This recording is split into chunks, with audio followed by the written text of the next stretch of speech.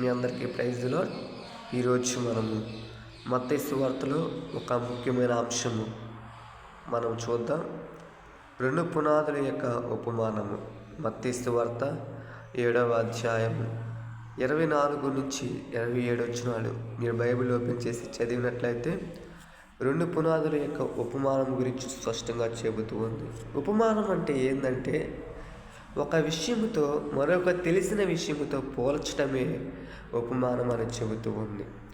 కాబట్టి ఇది యేసు మాటలు విని వాటిని పాటించే జీవితాలు బండపై ఇల్లు కట్టుకున్నట్లుగా నిలబడతాయని నిర్లక్ష్యం చేసేవాడు.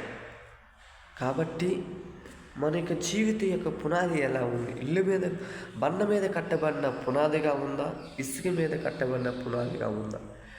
ఇసుక మీద కట్టబడిన పునాదిగా మన యొక్క జీవితాలు ఉన్నట్లయితే అలాంటి జీవితాలు కూలిపోతాయి అని స్పష్టంగా క్రీస్తును నిజమైన పునాదిని స్పష్టంగా తెలియజేస్తుంది, స్పష్టంగా వివరిస్తూ ఉంది. కాబట్టి మన యొక్క జీవిత యొక్క పునాది ఎలా ఉండాలంటే బండ మీద కట్టబడిన పునాదిగా ఉండాలి. కాబట్టి మన యొక్క జీవితము ఇంక నుంచి ఇక 2026 సంవత్సరంలో ఇంక నుంచి అయినా మన యొక్క జీవిత యొక్క పునాది బండ మీద కట్టబడిన పునాదిగా ఉండాలని ఈరోజు దేవుడు మీ అందరికీ తెలియజేస్తూ ఉన్నాడు. ఆమేన్.